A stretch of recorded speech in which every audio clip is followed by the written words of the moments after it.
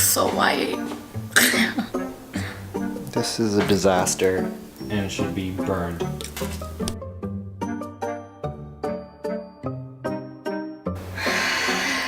Shut up! Okay. Hey, what's up, you guys? Yes! Welcome back to this channel. To my channel, where I do stupid stuff for a grade. Okay, that's... Okay, so we're back with another video. And today's video, we'll be doing it on the book Antigone. There's a plane. It's fine, right? You're not gonna hear it. Okay. Yeah. It's just what YouTubers do, you know what I mean? Okay, so we're doing Antigone. We made up these questions, we put them in a bowl, and we're gonna be answering them while we have a mukbang. If you don't know what a mukbang is. Search it up on Google. No. And then, yeah. No. Or you could just watch the rest of the video. It's basically just we answer the questions while we eat. For your entertainment. For our entertainment. And they're not getting anything out of this. Well, they're watching us eat. Because we're making them. But. And they clicked on the video. Okay. Basically, we're doing Antigone. Antigone is the daughter of Oedipus. If you don't know who Oedipus is, I would recommend that you read that. Would I? We read it in class. It's a very stupid but very emotional story. It's really fun. Really fun. So basically, Antigone is the daughter of Oedipus. Oedipus was like also her half brother because he slept with his mom. Yeah, and he also killed his dad. But these are just like spoilers for Oedipus, not for Antigone. That all left to his downfall. Yeah, and he was basically banished, and he basically died. So don't be like Oedipus. So that's the lesson. That's the lesson from Oedipus. This is like the second part of Oedipus' story, but it's about his daughter and her story. Okay, that was fun. Okay, we're gonna get the food now. We'll be back.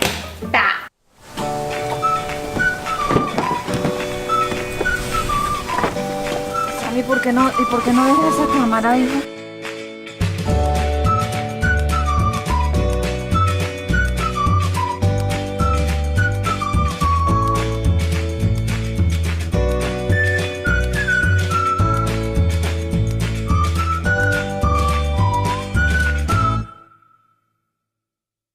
We're gonna be just answering the questions that we have in this little bowl while we have lunch. So. You're welcome. This is so exciting. It is the best thing that you've ever watched on this platform.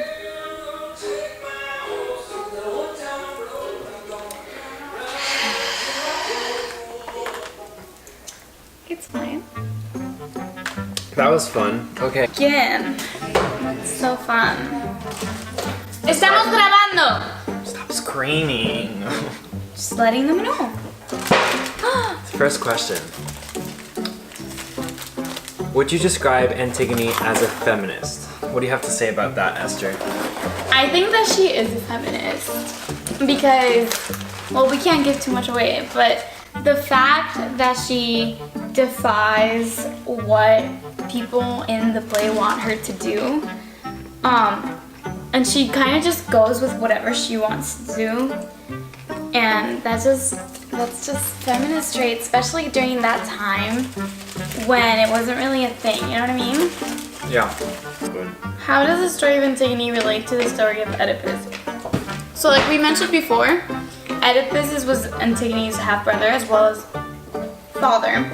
And I would say that they relate because they are both tragedy, right? They both don't necessarily end well. And they were both kind of, they had to do with the fact that they were avoiding their own fate and doing whatever they thought was convenient for them. What do you think about that? To be honest, I have no idea what you just said, but that sounds correct. I mean, Antigone is basically a second part to Oedipus. Yeah. Yeah, I get it. Just get this. Sorry. I'm more focused on eating. Your turn. Right. Gosh, I'm a mess. How is the theme of sister rivalry prominent in Antigone? Okay, so if you didn't know, Antigone also has a sister and like a couple brothers that are also important in the story. One of them, her sister, Ismene. Ismene. Well, Ismene is very calm and centered and very collected. And she's very different than Antigone because Antigone is very unruly and wild. Just like something that you would see in Anne Frank and Margot, her sister. So kind of like that type of sibling relationship. And when those two characters clash, it's very their worlds are very different, so they clash big, you know. So let me eat. Next question. How would you describe Oh my gosh, it's big. Polyneices? Oh, fun. Okay, so Polyneices is also Antigone's brother, and the whole plot kind of revolves around the fact that Polyneices and the other brother's name, which is Eurydice or something like that, basically they fight for control of the kingdom. And Polyneices wants to have the kingdom even though his brother's ruling it. And so I would say that he's like very determined to be king of thieves. And he's kind of like the main reason why there's conflict in the story, because Antigone wants to bury him, but since he tried to take the kingdom away from his brother, Creon doesn't want to let Antigone bury him, but she does it anyways. So I would describe Polyneices as very determined and hard-headed. Right. Much like his father. How would you describe Eurydice? She's very Jocasta-like. If you read the book, you would understand why I said that. She is the wife of Creon, and She's kind of annoying. she is. She's very annoying. I feel like that'd be enough. Okay. Okay. Gosh, wait, what am I gonna Well, what I'm thinking, how would you describe Creon? do? Creon, the king of thieves, who didn't want to be king. So, Creon was Jocasta's brother in Oedipus. And he was always seen as like Oedipus's ally. However, he's the one refusing to let Antigone bury her brother.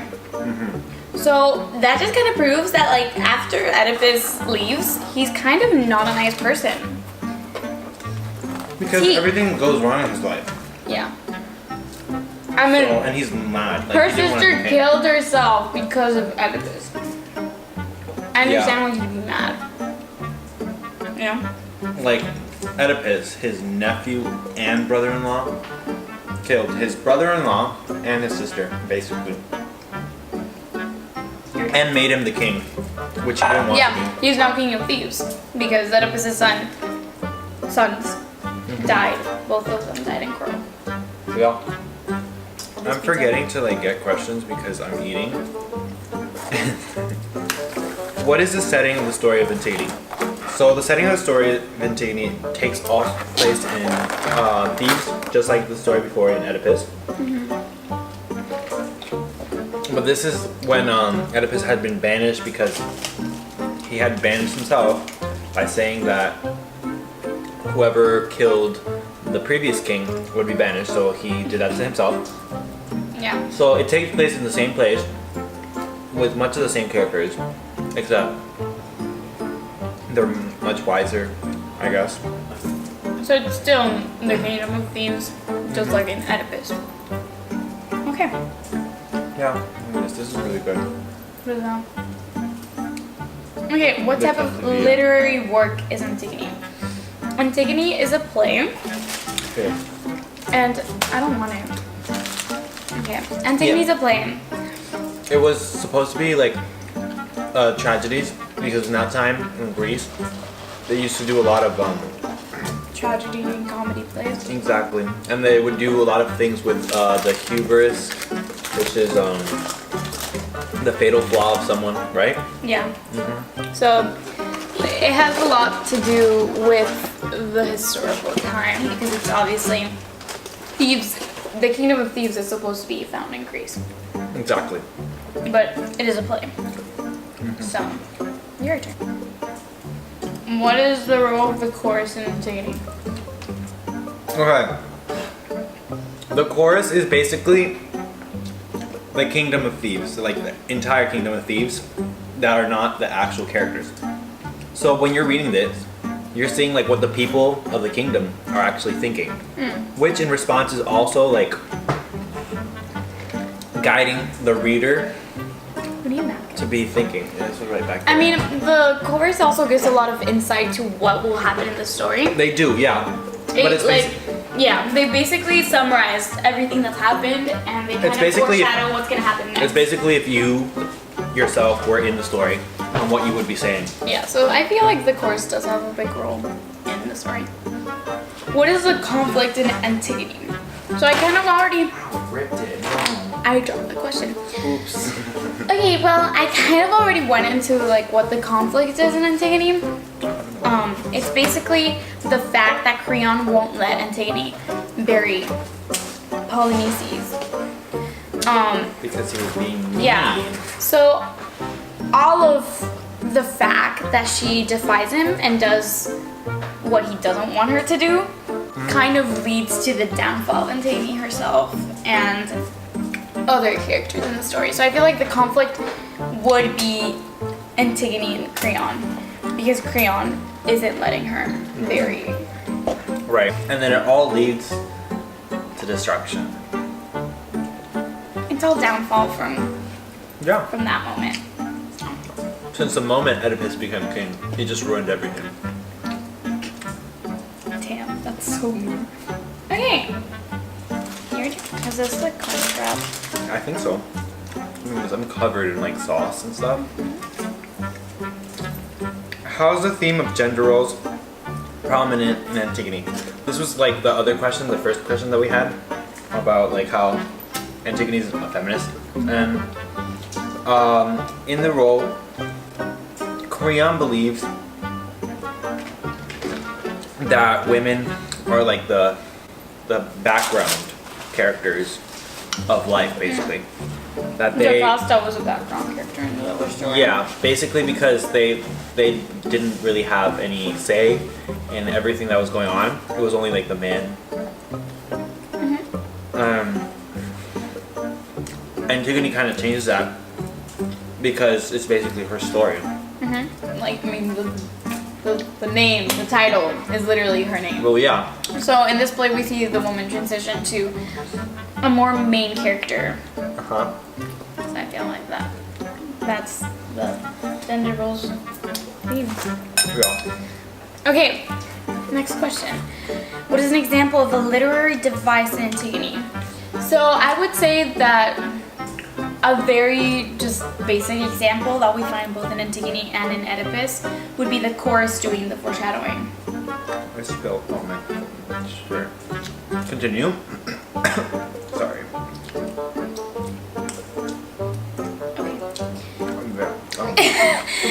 So I feel like the chorus foreshadows much of what the story says. In the beginning of this play as well as in Oedipus, it already tells you that the story isn't going to end well. Like, you don't go into the story expecting for it to end well because they literally tell you in the first few stanzas. If you had read the previous book, you would also know that like it's not going to end well. Not well. So I feel like foreshadowing would be a big literary device in the story. There's no way I'll give it to me. I mean, they also use a lot of like You know what? metaphors. Before I eat this, I'm gonna answer the question so I don't have to like Yeah. Uh-huh. finish chewing. I don't know what else to eat. I'm kind of like... Eat a pizza. I haven't ate any pizza. How would you describe Antigone? Okay. Antigone is a very crazy character. I would not say that crazy, yeah. she's pretty crazy. She makes a big deal out of everything, and it eventually leads to her downfall. Like, unlike her sister and her rest of the people around her, she's very unruly and wild, and she won't take no for an answer. Clearly. Yeah. I mean, she buried She her brother. Yeah. Against Creon's. And because of that, basically everything went to But I feel like she's not unruly. Like, she's just a normal girl, a normal human being. You'd want to bury your brother if he died. You wouldn't want to just leave him there to rot. Yeah, but she's very stubborn. She is stubborn, but I feel like she's a very realistic character. Like, I feel like the rest of the girls in the plays, like, for example, Jocasta and, Eurydice very, and Ismene, they're submissive. they're very submissive. They're irrelevant to the play, basically. Like, everything could go on without them. Like, for example, Jocasta literally just, like, the only thing that she did was kill herself. Like, she's a very secondary character. And But it changes, like in the other question about gender roles that we had.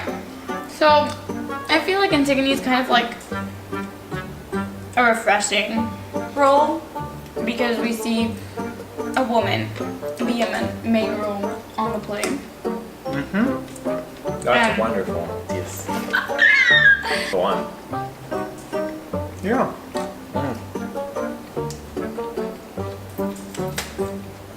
Can you stop? Oh my goodness. Let me eat in beads. Okay. I'll do it. Give it to me. How would you describe Ismene? Okay. Or Ismene? Okay. So like we already talked I should about. probably search up how to pronounce that name I before think you it's scream at me. Ismene. Is mean. She's mean. She's also very submissive, just like her So mother / so she's like the Margot of the story we mentioned. We made the correlation between Anne and Antigone and Ismene and Margot. And basically, Ismene, I would say, is kind of like the good daughter. She's the perfect daughter. And daughter. in fact, Creon's son, whose name hasn't come up yet, he is expected to marry either Ismene or Antigone. And his mother and everybody around him would What? expect him. What? His mother and everybody around him would expect him Why? to go for Ismene because Ismene is the obvious, better, more perfect choice. But he goes for Antigone instead. Really good. So I would say that Ismene is the perfect girl that everybody expects Antigone to be. And that's why there's sibling rivalry between them. Left. That's good. 1, 2, 3. You almost This one's blank. I think I was just on crack while I cut these papers. This one's just blank. Oh, I have a pizza left. Antigone. I think I'm gonna move on to dessert. I'm pretty full. Me too. If you see this miserable, I am so sorry. I am so sorry. I did not mean to. This is an entire disaster.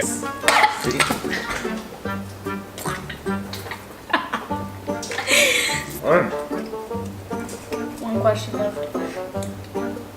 This is probably the worst question to have at the end. Yeah. How would you describe E.D. Oakley's?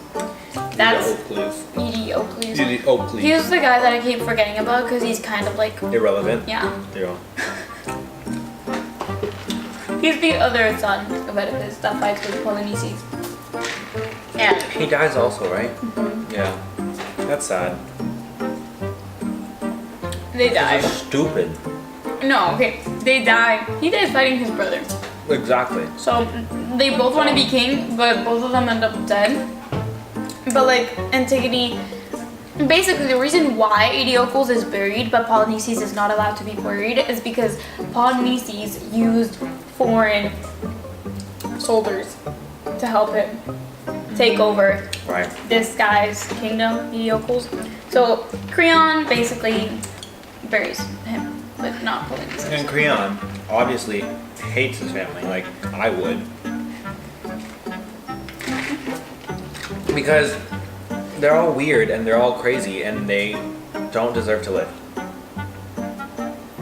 I mean, sure. This is kind of... So That makes sense. let's give our opinions. Your turn. I don't have any opinions. You see, this was a terrible project. And we should have never done it in the first place. I don't know why we're submitting this. This is like, for my last video, it went from here to like there. That's my opinion. Thank you for listening. I'm passing it on to Esther now. What am I supposed to say after that? Okay. I beg to differ. I think that this story was interesting because of the fact that this is literally ancient Greece, where actually, historically speaking, the woman did have more rights than in other periods of time. But it's kind of interesting to see a woman as the protagonist of a play like this. That makes any sense. I think Antigone is inspiring, but she also didn't end up well. So, I think she's very dumb. but like me, Exactly. I think that's why I like her because I She kind of reminds you of you? maybe she's relatable. So I think that it was an interesting story to read, and I would recommend it. And basically, I hope that this is enough to get us an A We're because so self we went over what Mr. Valle asked of us. Can we say his name? Mr. Valle? Mr. Valle, thank you for Thank you for letting us be creative and thank you for letting us show our creativity in ways that we... so characters and themes and You're picking that up. You're picking all of that up. okay. I'm not picking any of Well, that up. thanks for watching. And we have to clean all this floor. Okay, I go. I cleaned it. Go. Go. Can you press the button, please? The red button. The red Red. button? Yes. Bye.